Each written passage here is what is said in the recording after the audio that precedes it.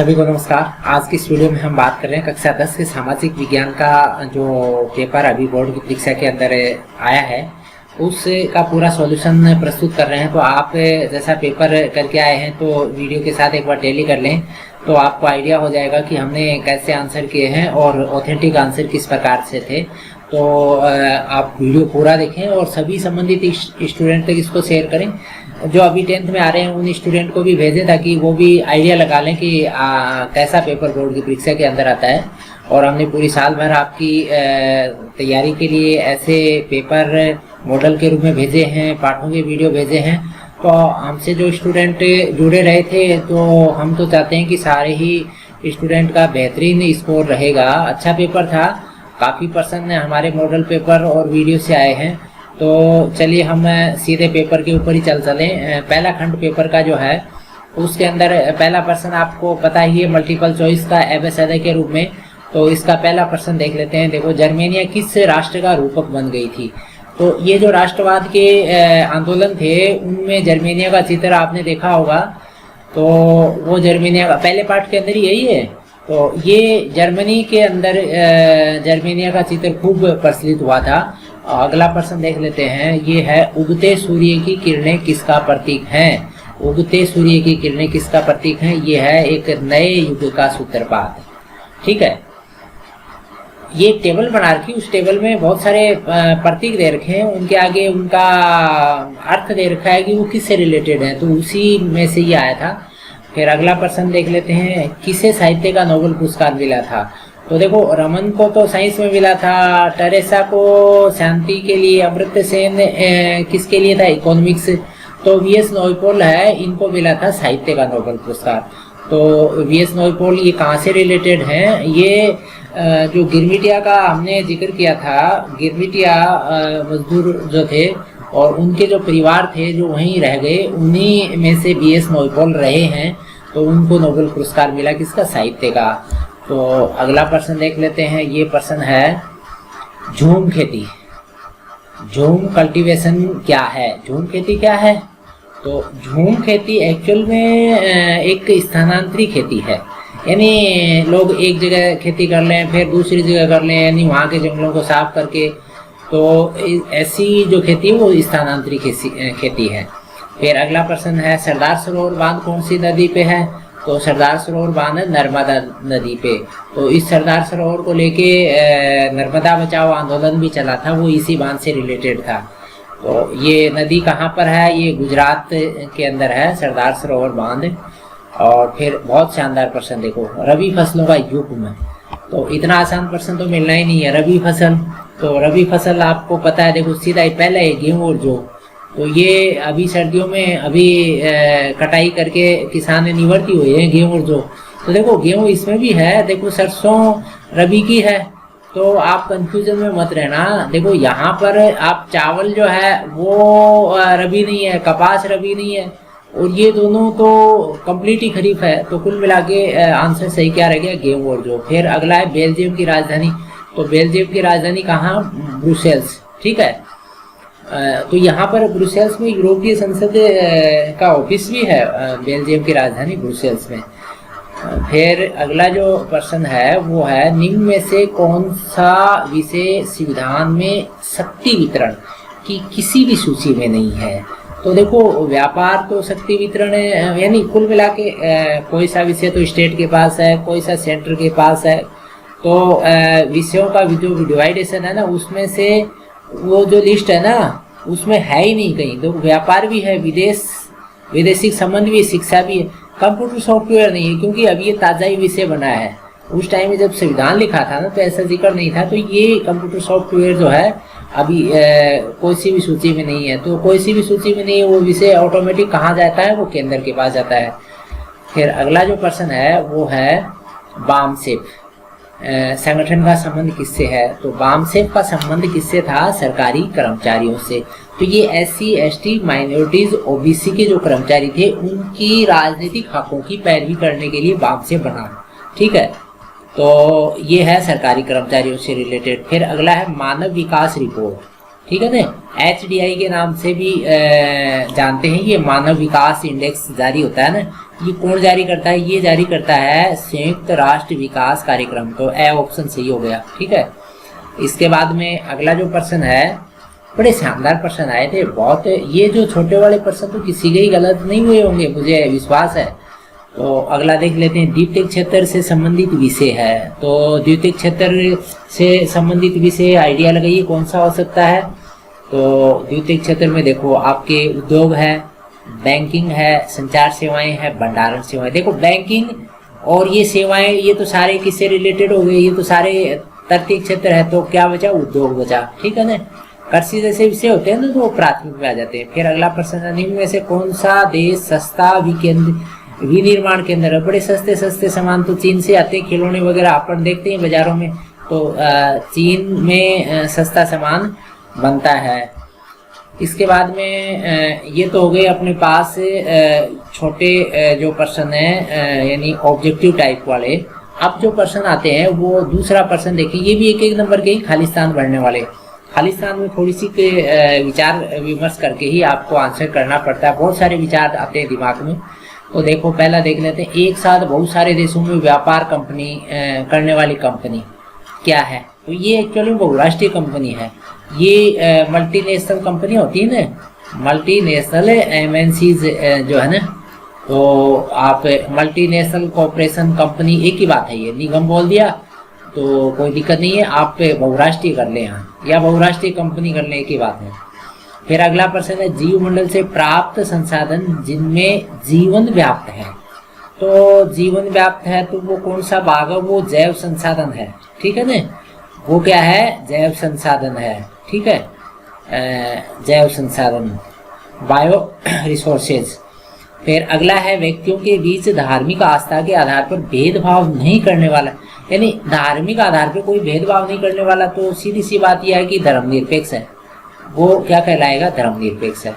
और फिर अगला प्रश्न देख लेते हैं, किसी देश की आय उस देश के सभी की आय है। तो सभी क्या है? सभी नागरिकों की आय है। तो यहाँ क्या बोलोगे? नागरिक, या क्या भरा जाएगा? नागरिक है।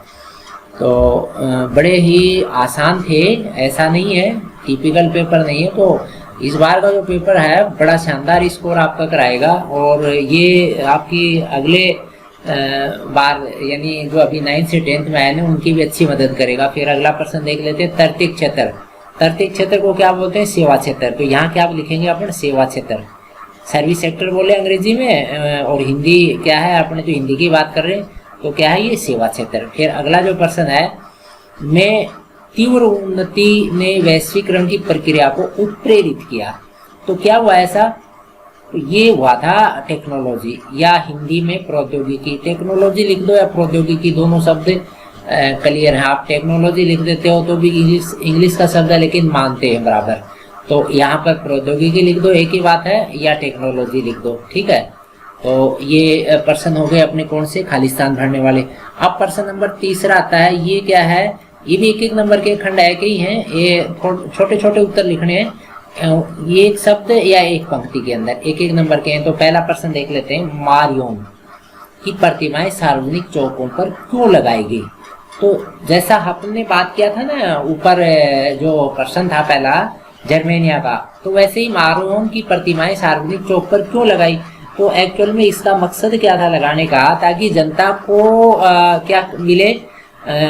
एकता के राष्ट्रीय प्रतीक की हमेशा याद आती रहे, और लोग उनसे संपर्क यानी उनसे लगाव बनाए रखें। तो इसलिए लोगों इनकी मारियोन की प्रतिमा, एक्चुअल में कहाँ की बात है? फ्रांस की।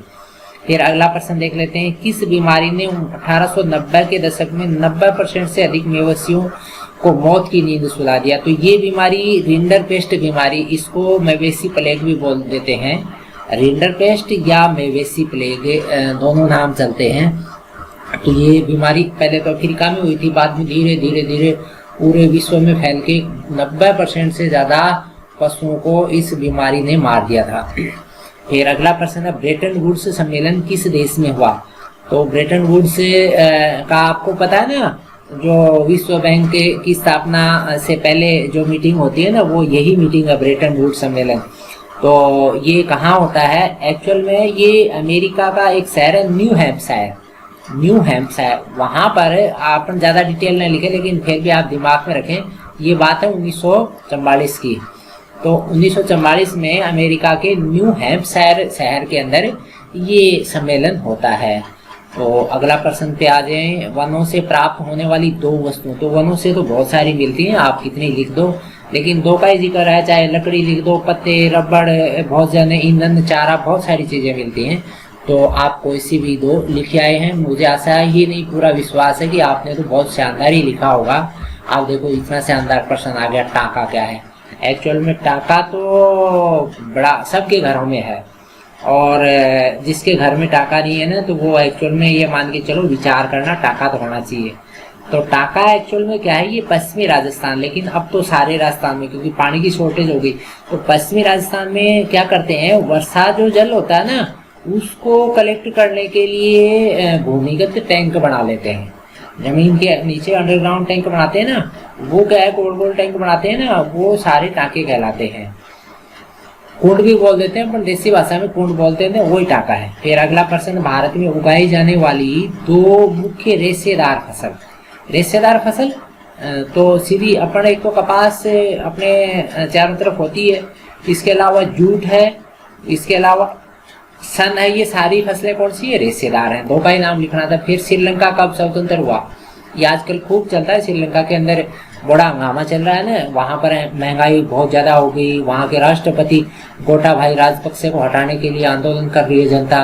तो श्रीलंका आज़ाद कब होता है, श्रीलंका अपने से थोड़ा सा लेट था, और यहाँ पर भी वही अंग्रेजों का कब्जा ही था, और ये होता है 1948 के अंदर स्वतंत्र होता है। ठीक है।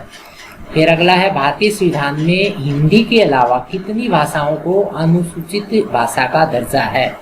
हिंदी के अलावा, तो हिंदी के अलावा कितनी भाषाएं हैं, 21 भाषाएं हैं।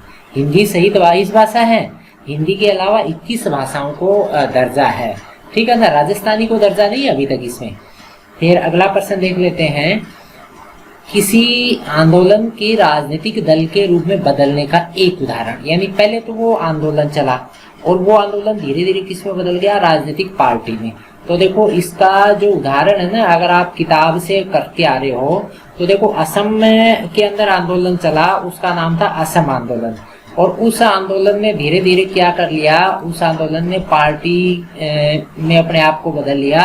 और आपको पता है असम गण परिषद, ठीक है ना, असम गण परिषद जो पार्टी बनी थी ना, वो इसी आंदोलन की उपज थी। और अगर आप ताज़ा देखें, किताब में जिक्र नहीं है लेकिन फिर भी ध्यान रखें, लोकपाल आंदोलन चला। लोकपाल आंदोलन के बाद में वो आंदोलन किस में कन्वर्ट हो गया, बाद में पार्टी बनी ना जो आम आदमी पार्टी। तो ये आम आदमी पार्टी का इतिहास जो है ना, वो भी एक आंदोलन ही है। तो आप कोई सा भी कर दें। तो ये तो हो गया अपना कौन सा खंड है, पहला खंड हो गया। चलो पहले खंड के और प्रश्न बचे हुए हैं, तो ये देख लेते हैं। अगला जो प्रश्न है ये है, धारणीय विकास से आप क्या समझते हैं। बहुत ही अच्छा प्रश्न है, धारणीय विकास है। तो धारणीय विकास एक्चुअल में क्या है, यानी आगामी पीढ़ी की आवश्यकताओं को ध्यान में रखते हुए संसाधनों का उपयोग करना। यानी आगामी आने वाले समय में जो पीढ़ियां रहेंगी उनके लिए भी संसाधन बचे रहें, उनको ध्यान में रखते हुए आज के समय में संसाधनों का उपयोग धारणीय विकास है। फिर अगला है, आपके अनुसार भारत में अधिकांश लोग कहाँ नियोजित हैं, यानी कहाँ पर धंधा करते हैं ज़्यादातर लोग। तो ज़्यादातर लोग कहाँ करते हैं, कृषि में करते हैं। ठीक है ना, आप प्राथमिक क्षेत्र लिख दें या कृषि लिख दें, एक ही बात है। लेकिन आप प्राथमिक क्षेत्र लिखेंगे ना तो बहुत ज़्यादा विस्तृत बात है, और कृषि स्पेशलाइज हो गया। लेकिन एक्चुअल में आंसर आप प्राथमिक क्षेत्र या कृषि, जो भी आपकी मर्जी लिख दिया। अच्छा, फिर अगला है, रेनबैक्सी कंपनी क्या बनाती है। रेनबैक्सी कंपनी एक्चुअल में दवाइयाँ बनाती है। रेनबैक्सी कंपनी की दवाई आती है। तो ये तो हो गए खंड ए के प्रश्न है। तो ये 30 नंबर तो बड़े ही आसान आपको मिलने वाले थे। अब आ गया खंड ब, इसके अंदर अपने को थोड़े से बड़े प्रश्न करने होंगे, और ये प्रश्न की शब्द सीमा है 50 शब्द है। ठीक है, ये 2-2 नंबर के रहेंगे सारे। तो पहला प्रश्न देख लेते हैं, रूढ़िवाद क्या है। तो रूढ़िवाद तो आप वैसे ही समझते हैं, यानी एक्चुअल में क्या है, ये एक ऐसा राजनीतिक दर्शन है जो क्या करता है, जो परंपरा, जो स्थापित मान्यता, संस्था, रिवाजों, इन पे ज़्यादा जोर देता है। ठीक है, और जो बदलाव तेजी से होना चाहिए ना, उसके ऊपर विश्वास नहीं करना, ये चाहता है धीरे धीरे बदलाव हो। ये क्या है, रूढ़िवाद है। फिर अगला प्रश्न है, खेड़ा जिले में के किसान किस कारण लगान चुकाने की हालत में नहीं थे। तो एक्चुअल में खेड़ा में क्या हुआ था, खेड़ा में फसल खराब हो गई थी और प्लेग फैल गई थी, और यहाँ पर जो आंदोलन चला था ना, खेड़ा सत्याग्रह गांधी जी ने किया था, वही बात है। तो इसका आंसर क्या रहेगा, फसल खराब हो गई, प्लेग की बीमारी यहाँ फैली, इसके कारण जो किसानों की हालत ज़्यादा खराब थी, वो लगान चुकाने में असमर्थ थे। और गांधी जी ने यही तो किया, कहा था सरकार को, अंग्रेजों को, कि आप लगान को थोड़ा सा कम कर दीजिए, हालत बड़ी खराब है। फिर अगला प्रश्न है, आयात शुल्क क्या है। तो आयात शुल्क क्या है, जो विदेशों से सामान आता है उनके ऊपर जो कर वसूला जाता है वो क्या है, आयात शुल्क। यानी बाहर से, जैसे अमेरिका से, चीन से, इंग्लैंड से जो भी सामान आता है उसके ऊपर कुछ अपने इंडिया गवर्नमेंट जो है वो कुछ कर लगाती है, वो क्या है, आयात शुल्क है। फिर अगला है, समुदाय द्वारा वन संरक्षण को संक्षेप में समझाना है। तो समुदाय का वन संरक्षण यानी ये तो आप कर ही सकते हैं, यानी जो स्थानीय समुदाय है वो अपनी दीर्घकालीन आवश्यकताओं को ध्यान में रखते हुए वनों के संरक्षण के लिए स्वयं काम करती है, गवर्नमेंट के साथ मिलकर काम करती है। तो ये सारी बातें आप लिख सकते हैं, बहुत सारे उदाहरण आपने पढ़े भी हैं। फिर अगला प्रश्न है, भारत के जल संसाधन मंत्री के रूप में यदि आपको नदी घाटी परियोजना का मसौदा तैयार करने को कह दें तो आप कौन कौन सी बिंदुओं में ध्यान रखेंगे। तो देखो, आप ऐसा नहीं लिख सकते कि साहब मैं वहाँ के लोगों को हटा दूंगा, मैं जबरदस्ती बांध बनवा दूंगा, तो ये सारी चीजें तो नहीं लिखें, लेकिन विचार करके आप, तो विचार में क्या आएगा, देखो एक्चुअल में यहाँ मुख्य बात क्या आती है कि जो स्थानीय लोग हैं, जहाँ पर ये नदी घाटी परियोजना बन रही है, उन लोगों को पूरा लाभ मिले इसका, ठीक है, एक तो बात ये है। फिर वहाँ जो जितने भी लोग विस्थापित होते हैं उनके लिए एक नियोजित विस्थापन की योजना हो, मोटी मोटी बात तो यही है, और बाकी आप कितनी अन्य लिख दें कोई बात नहीं है। फिर अगला प्रश्न 9 नंबर, कार्बनिक कृषि की व्याख्या। आजकल ऑर्गेनिक फार्मिंग का जिक्र आता है ना अंग्रेजी में, वही है, यानी बिना कीटनाशकों की खेती, यानी जो देसी खाद गोबर काम में लेके और खेती करें, तो वो कौन सी खेती, कार्बनिक कृषि है। तो आजकल बोलते हैं ना ये ऑर्गेनिक टमाटर है, ये ऑर्गेनिक भिंडी है, ये ऑर्गेनिक गेहूँ, और वो सारी चीजें ही बोलते हैं कार्बनिक कृषि का ही भाग है।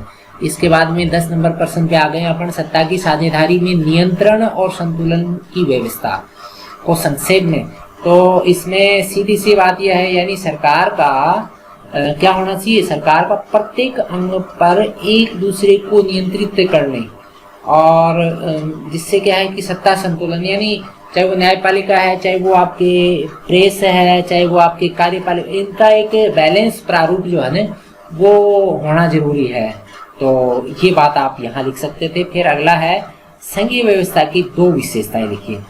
तो संघीय व्यवस्था के अंदर आपको पता ही है, शासन जो होता है ना, जो 2 या उससे ज्यादा लेयर होंगे, जैसे कुछ एक काम केंद्र करेगा, कुछ एक राज्य करेगा, भारत के अंदर ये व्यवस्था है संघीय व्यवस्था। इसके अलावा दूसरी जो बात है ना वो लिखेंगे, सबके काम बटे हुए हैं कि ये काम तो राज्य करेगा, ये केंद्र करेगा, अधिकार क्षेत्र संविधान के अंदर कंप्लीट ही डिफाइन है। फिर अगला प्रश्न, आपके मतानुसार वर्ग विशेष के हित समूह और जन सामान्य के हित समूह में अंतर क्या है। तो देखो, वर्ग समूह में क्या आएगा, जो वर्ग विशेष के जो हित समूह ना, इसमें मान लो क्या आएगा, उदाहरण की बात भी कर रहे हैं साथ साथ, जैसे कर्मचारी हैं, व्यापारी हैं, इनका जो समूह होता है ना वर्ग विशेष का समूह, ये क्या करते हैं, ये अपने सदस्यों के कल्याण के लिए और इनकी बेहतरी के लिए काम करने पे ज्यादा फोकस, यानी वर्ग विशेष के हितों पे ज्यादा फोकस करते हैं। अच्छा, जन सामान्य वाले हित समूह क्या करेंगे, ये क्या करते हैं, ये सर्व सामान्य हितों की पैरवी करते हैं। इसमें जो हित है ना वो बड़े विस्तृत हैं। तो इसका अगर मोटा सा एग्जाम्पल है तो बाम शेप, जो अपन ने ऑब्जेक्टिव प्रश्नों में पढ़ा था ना, कोई बाम शेप है, यहाँ लिख सकते हैं। तो ये प्रश्न नंबर 12 तक हो गए। तो यहाँ तक के प्रश्नों को देख के आपको लगा होगा ना बड़ा ही आसान पेपर आता है, और हम पूरी साल भर आपकी मदद के लिए वीडियो भी तैयार करके भेजते रहेंगे। पहले भी वीडियो भेजे और भी भेजेंगे, तो आप हमसे जुड़े रहें। अगर नए हैं तो चैनल को सब्सक्राइब कर लें, बहुत सारी वीडियो पढ़ें हमारे चैनल पे। और फिर आप देखिए, ये प्रश्न आ गया 13 नंबर, गैर नवीनीकरण साधन के से आप क्या समझते हैं। गैर नवीकरणीय, तो गैर नवीकरणीय में तो सीधी सी बात है, यानी जिनका रिसाइकलिंग कोई लाखों करोड़ों सालों में हो और कुछ का तो होता ही नहीं है।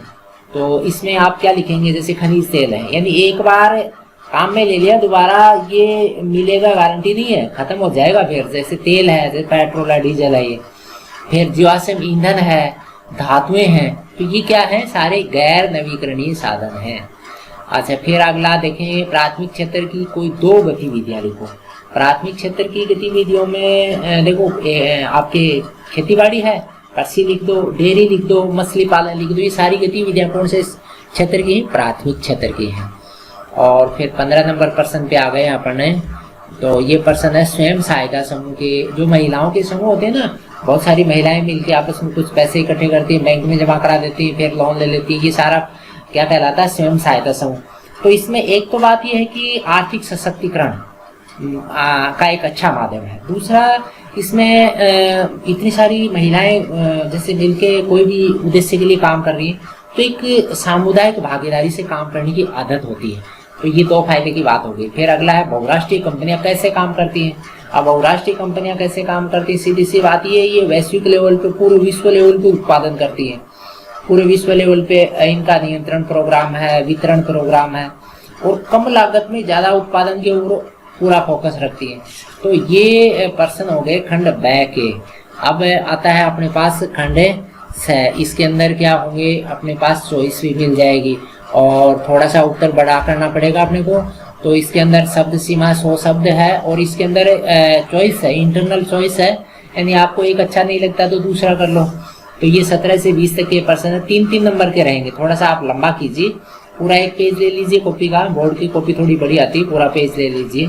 फिर पहला प्रश्न देख लेते हैं, अर्नेस्ट रेयन के अनुसार राष्ट्र क्या है। थोड़ा सा डिटेल के अंदर बात है, लेकिन मैं शॉर्ट में बताऊंगा, ज्यादा लंबा करेंगे तो अपने क्या है कि काफी लंबा वीडियो हो जाएगा।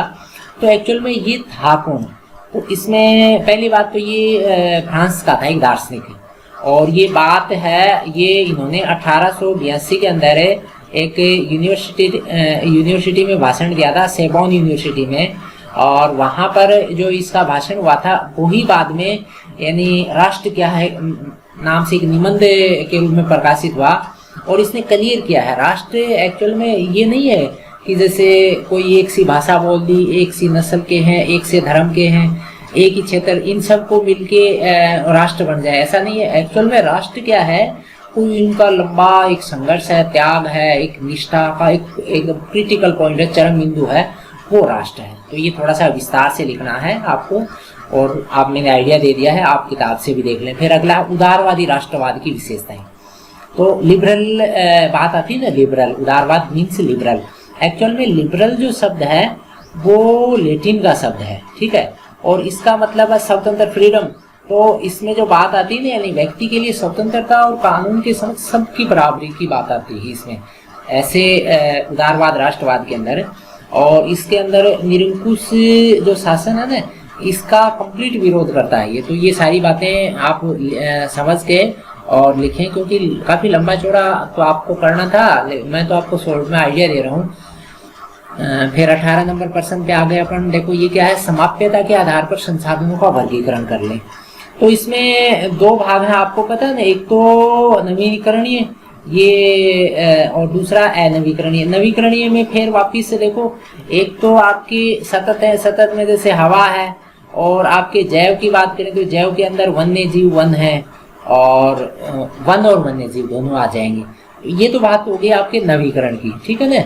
नवीकरण कौन से होते हैं, यानी जो रिसाइकल हो जाते हैं, और अनवीकरणीय यानी जो रिसाइकल में बड़ी समस्या है, नहीं होते हैं, लंबे समय बाद में होते हैं। तो इसके अंदर आपके धातु है, आपके खनिज तेल है, जीवाश्म ईंधन है, वो सारे इसमें आ जाएंगे। तो ये आप एक पूरा चार्ट के रूप में वहाँ करेंगे तो बड़ा अच्छा लगेगा।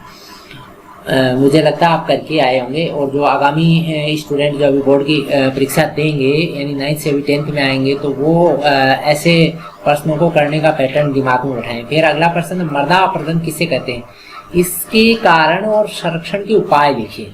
मृदा अपरदन, तो मृदा अपरदन तो आप समझते हैं, छोटी क्लासों से पढ़ते ही आ रहे हैं, यानी मिट्टी का कटाव और बहाव, यानी मिट्टी एक जगह से दूसरी जगह उड़ जाती है ना, जैसे आंधियों में उड़ती है, तो वो सारा मृदा अपरदन है। और इसके कारण क्या है? कारण तो देखो, मोटे कारण तो खनन है, और फिर अत्यधिक सिंचाई है, अतिचारण, ये मोटे कारण। आंधी वांधी तो कारण है लेकिन छोटे हैं।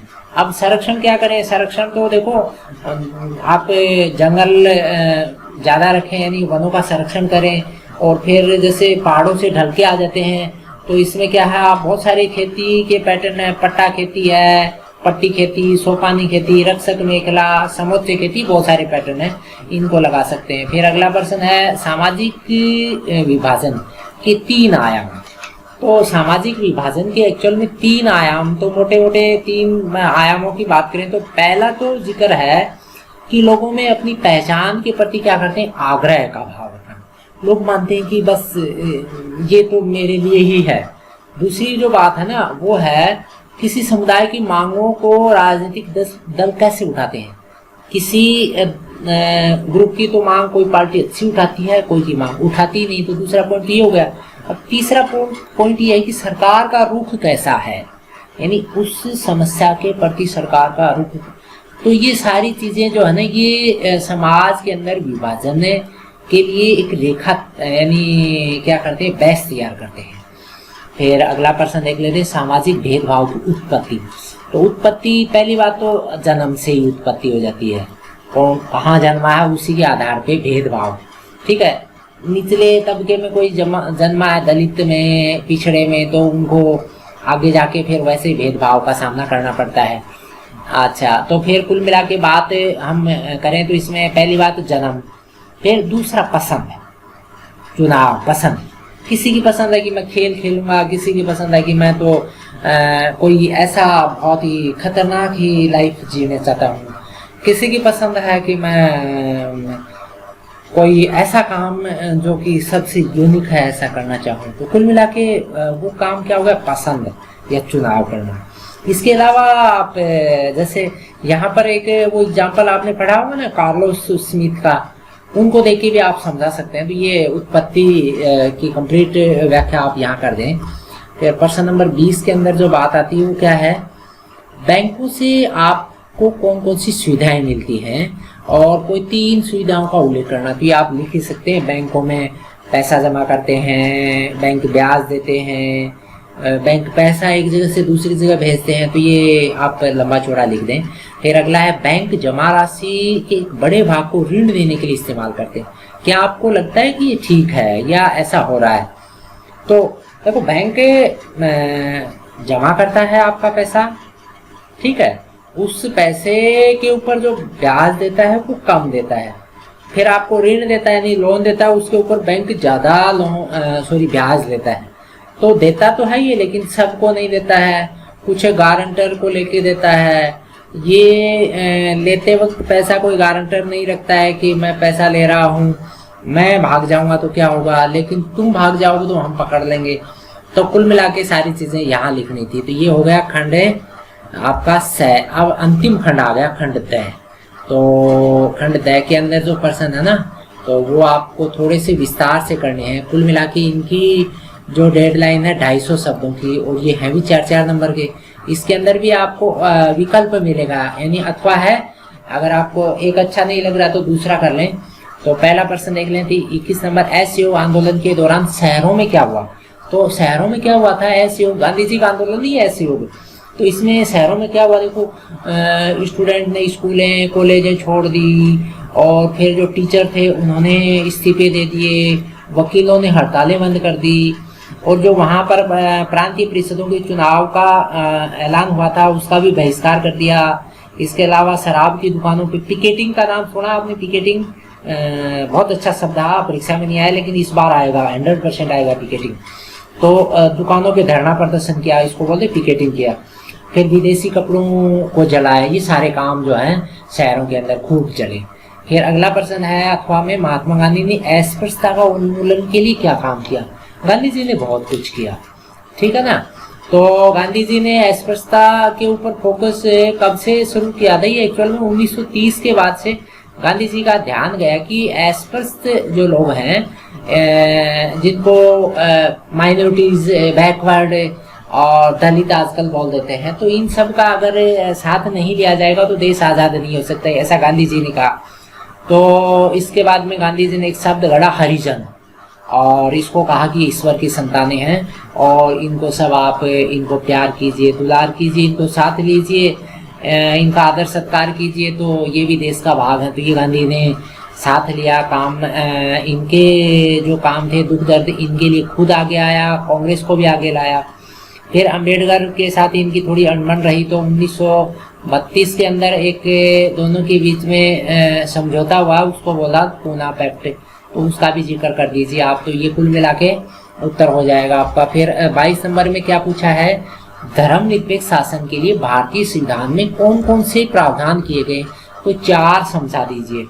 तो भारतीय संविधान में बहुत सारी बातें हैं, यानी कुल मिला के तो मोटी मोटी बात, तो भारत के संविधान में कोई भी धर्म राजकीय धर्म नहीं, पहली बात तो।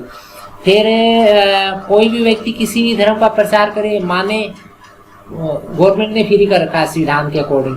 फिर इसके अलावा आप धर्म के आधार पे भेदभाव अगर करते हो तो सरकार आपको गलत मानेगी। कुल मिला के क्या है, धर्म के आधार पर भेदभाव को असंवैधानिक माना है, और सरकार धार्मिक मामलों में कभी दखल नहीं करती है। तो कुल मिला के ये 4 मोटी मोटी बातें हो गई।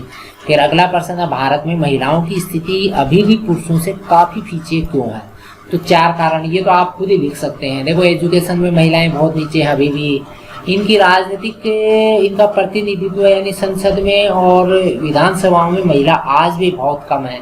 महिलाएं हिंसा की शिकार होती हैं, घरेलू उत्पीड़न का शिकार होती हैं, बहुत सारे कारण हैं, आप और भी लिख सकते हैं इसके अंदर। तो ये प्रश्न हो गए 22 तक के। तो देखो, बड़ा ही शानदार पेपर मुझे तो लगा। अब अपन आ गए हैं मानचित्र पे, तो मानचित्र को देख के आप आश्वस्त हो रहे होंगे ना कि मानचित्र तो बड़ा शानदार आया है।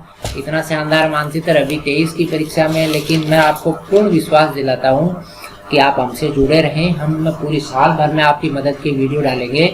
तो देखो, मानचित्र में, भारत के मानचित्र में भरना होता अजमेर, गया, दुर्ग, नेल्लोर, तो बड़े आसान है, मैं दोनों को साथ ही बता देता हूँ। फिर अथवा में था नेरोरा, रावत भाटा और तारापुर कप्पम। तो एक्चुअल में ये जो पार्ट है ना आपके खनिज संसाधनों वाला, इसके 4 नंबर तो पूरे मानचित्र से ही रहते हैं। और अभी जो थोड़ा सा रिवाइज करेंगे, क्योंकि इस बार जो 22वीं परीक्षा हुई इसमें बहुत सारे पाठों को हटा दिया था कोरोना की वजह से, तो अब जो 23 की परीक्षा में तो सारे पाठ रह जाएंगे।